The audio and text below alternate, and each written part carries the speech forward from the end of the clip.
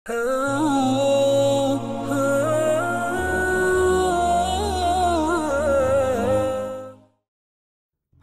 ইব্রাহিম আলাইহিস সালামের জন্মের ঘটনা। পরম করুণাময় মহান আল্লাহ তাআলার নামে শুরু করছি, যিনি অত্যন্ত মেহেরবান। নমরুদ ছিল প্রাচীনকালের এক কুখ্যাত বাদশাহ। পৃথিবীর ইতিহাসে যে সমস্ত শক্তিমান ও ক্ষমতাশালী রাজা বাদশাহ মহান আল্লাহ তাআলার পরম শত্রু ও চরমবদ্ধ ছিল, নমরুদ ছিল তাদের মধ্যে অন্যতম। নমরুদ বাল্যকাল থেকে অত্যন্ত দুরন্ত সাহসী এবং কর্মঠ ছিল, যার ফলে অতি অল্প বয়সেই বেবিলিয়নের অধিপতি বাদশাহ জহাকের প্রধান উজিরের পদ অলঙ্কৃত করতে সক্ষম হয় এবং তার ভাগ্য ছিল প্রথম থেকে অত্যন্ত সুপ্রসন্ন।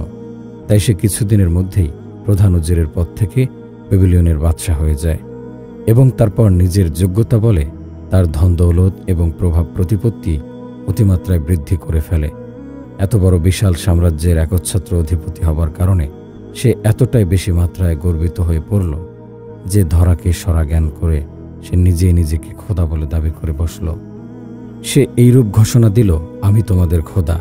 দাপট এবং ক্ষমতার ভয়ে সেই দেশের জনগণ তাকে নির্দ্বিধায় খোদা বলে মেনে নিল এবং তার মূর্তি বানিয়ে ঘরে ঘরে স্থাপন করে সে মূর্তির পূজা করতে লাগল। নমরুদের রাজদরবারের শান শওকত সে সময় এত বেশি ছিল যে দুনিয়ার কোনো রাজদরবার তার সঙ্গে তুলনীয় ছিল না। ইতিহাস সাক্ষ্য দেয় যে সর্বকালের সর্বযুগের সমগ্র দুনিয়ায় সর্বশ্রেষ্ঠ 4 জন বাদশাহ ছিল। এদের সমতুল্য বিশাল সাম্রাজ্যের মালিক এই দুনিয়াতে আর কেউ ছিল না। এদের 2 জন ছিল মুসলিম এবং বাকি 2 জন ছিল বেদিন। বেদিন 2 জন ছিল নমরুদ এবং ফেরাউন, এবং মুসলিম 2 জন ছিল হযরত সুলাইমান আলাইহিস সালাম এবং বখতেনসর। নমরুদের রাজদরবারে তৎকালীন দুনিয়ার সেরা জ্ঞানীগুণী এবং বিজ্ঞজনের আনাগোনা ছিল। তাছাড়া দেশের শ্রেষ্ঠ সুধীবৃন্দ রাজদরবারে স্থায়ী সদস্য ছিল।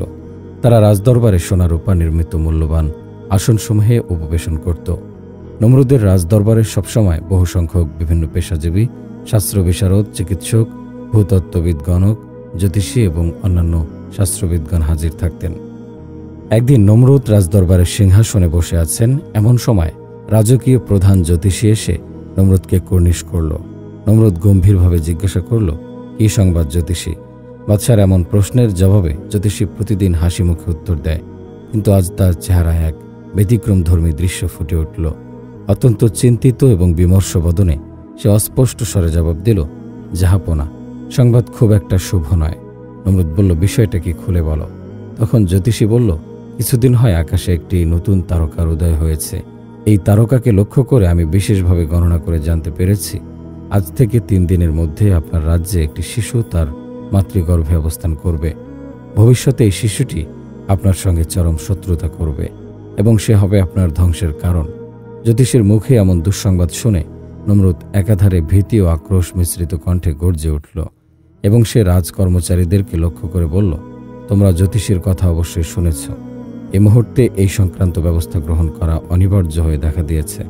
রাজ্যের সর্বত্র প্রচার করে দাও, আজ থেকে 3 দিন পর্যন্ত কোনো স্বামী স্ত্রী একত্রে বসবাস করতে পারবে না এবং তারা কোনোভাবেই সহবাস করতে পারবে না। কেউ যদি আমার এই আদেশ অমান্য করে তাহলে তাদের একমাত্র শাস্তি হবে মৃত্যুদণ্ড।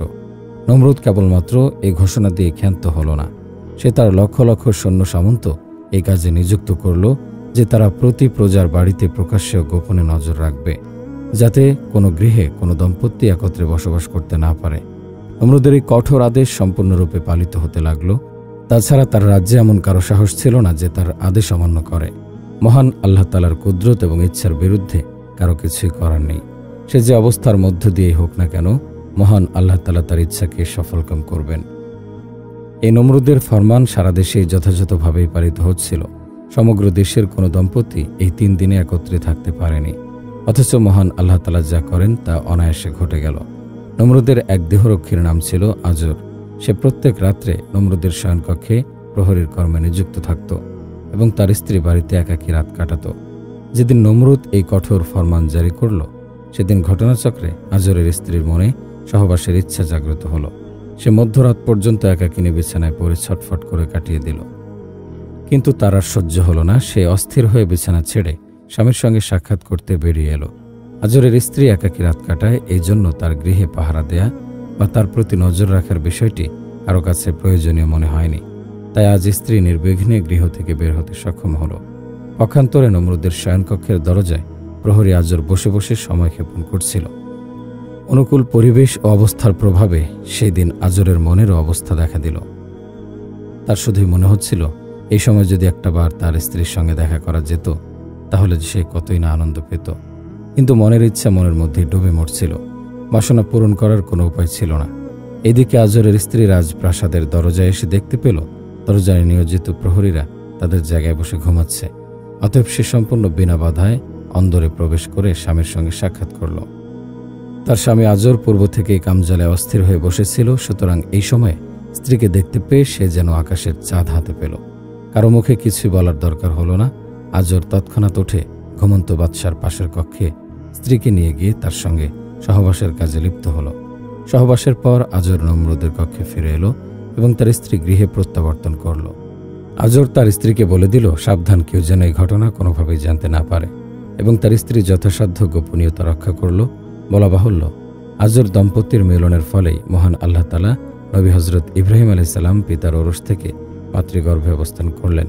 কেউই কিছু জানতে পারল না, বুঝতে পারল না। নমরুদের এত সতর্কতা এবং সাবধানতা অবলম্বন করা সত্ত্বেও সকলের অগোচরে মহান আল্লাহ তাআলা তার ইচ্ছা বাস্তবায়ন করলেন।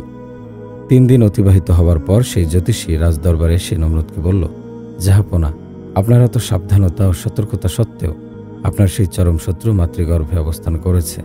এ ভয়ঙ্কর ও বিস্ময়কর সংবাদ শুনে নমরুদ বিশেষভাবে চিন্তিত হয়ে পড়ল। কিছু সময় সে চিন্তা করে বলল, আচ্ছা, আমি এখন এর ব্যবস্থা করছি। সে তৎক্ষণাৎ রাজ্যের সর্বত্র ঘোষণা করল, এখন থেকে আগামী 1 বছরের মধ্যে এ রাজ্যে শিশু জন্মগ্রহণ করবে, তাদের প্রত্যেককে যেন হত্যা করা হয়। এই নির্দেশ অমান্যকারীর শাস্তি হবে মৃত্যুদণ্ড। নমরুদের আদেশ তার কর্মচারী, অনুচর, সৈন্য সামন্ত সকলেই তন্ন তন্ন করে খোঁজ নিয়ে 1 বছরের মধ্যে যত শিশু জন্মগ্রহণ করল সকলকে হত্যা করল। দেশের লক্ষ লক্ষ শিশু অকালে প্রাণ হারালো। মহান আল্লাহ তাআলার অসীম কুদরতে আজরের স্ত্রী যে অন্তঃসত্ত্বা হয়েছে তা কেউ বুঝতে পারে না। এমনকি প্রসবের পূর্বক্ষণ পর্যন্ত কেউ জানতেও পারল না। তার গর্ভের কোনো লক্ষণ প্রকাশ পায়নি। নির্দিষ্ট সময় আজরের স্ত্রী খুব সাবধানে নিকটস্থ একটি পর্বতের গুহায় গিয়ে সন্তান প্রসব করল এবং বিষয়টি সম্পূর্ণ গোপন থাকল। সন্তানটিকে এই পর্বতের গুহাতে রেখে দিল।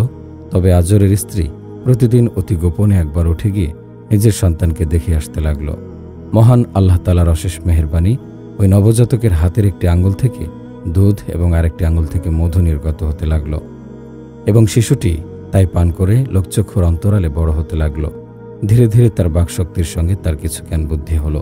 তথাপি তার মা তাকে নমরুদের ভয়ে পর্বতের গুহা থেকে বাড়িতে আনতে পারছিল না, বরং নিজে গোপনে গুহায় গিয়ে তাকে দেখে আসে। মহান আল্লাহ তাআলা পৃথিবীর বুকে যাকে প্রধান এবং বিশেষ নবীরূপী মনোনয়ন দেবেন, তাকে তিনি বাল্যকালে সাধারণ বালকদের মতো রাখতে পারেন না।